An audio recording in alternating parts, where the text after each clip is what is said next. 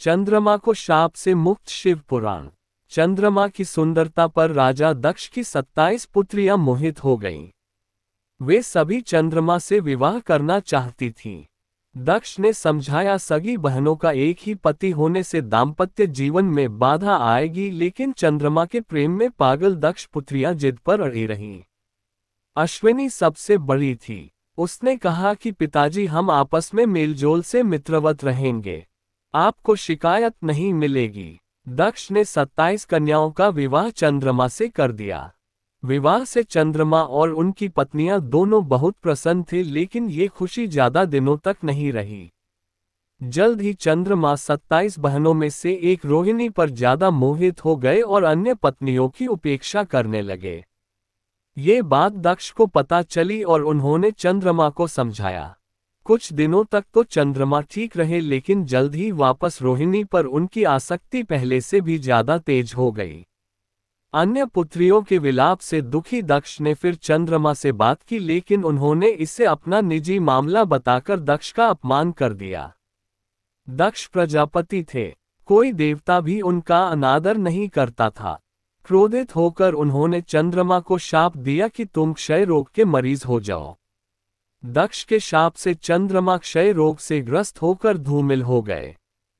उनकी चमक समाप्त हो गई। पृथ्वी की गति बिगड़ने लगी। परेशान ऋषि मुनि और देवता भगवान ब्रह्मा की शरण में गए। ब्रह्मा दक्ष के पिता थे, लेकिन दक्ष के शाप को समाप्त कर पाना उनके वश में नहीं था। उन्होंने देवताओं को शिवजी की शरण में जाने का सुझाव दिया। ब्रह्मा ने कहा, चंद्रदेव भगवान शिव को तप से प्रसन्न करें। दक्ष पर उनके अलावा किसी का वश नहीं चल सकता। ब्रह्मा की सलाह पर चंद्रमा ने शिवलिंग बनाकर घोर तप आरंभ किया। महादेव प्रसन्न हुए और चंद्रमा से वरदान मांगने को कहा। चंद्रमा ने शिवजी से अपने सभी पापों के लिए क्षमा मांगते हुए क्षय रोग से मुक्ति का वरदान मांगा। भगवान शिव ने कहा कि तुम्हें जिसने शाप दिया है वह कोई साधारण व्यक्ति नहीं है। उसके शाप को समाप्त करना संभव नहीं, फिर भी मैं तुम्हारे लिए कुछ न कुछ करूंगा जरूर।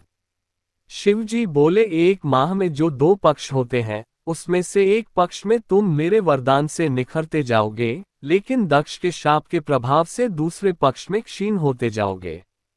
शिव के वरदान से चंद्रमा शुक्ल पक्ष में तेजस्वी रहते हैं और कृष्ण पक्ष में धूमिल हो जाते हैं। चंद्रमा की स्तुति से महादेव जिस स्थान पर निराकार से साकार हो गए थे, उस स्थान की देवों ने पूजा की और वह स्थान सोमनाथ के नाम से विख्यात हुआ। चंद्रमा की वे 27 पत्नियां ही 27 विभिन्न नक्षत्र हैं। शिव पुराण की कथा। इसी भगवान की वीडियो देखने के लिए सब्सक्राइब करें चैनल को और बेल आइकॉन दबाएं।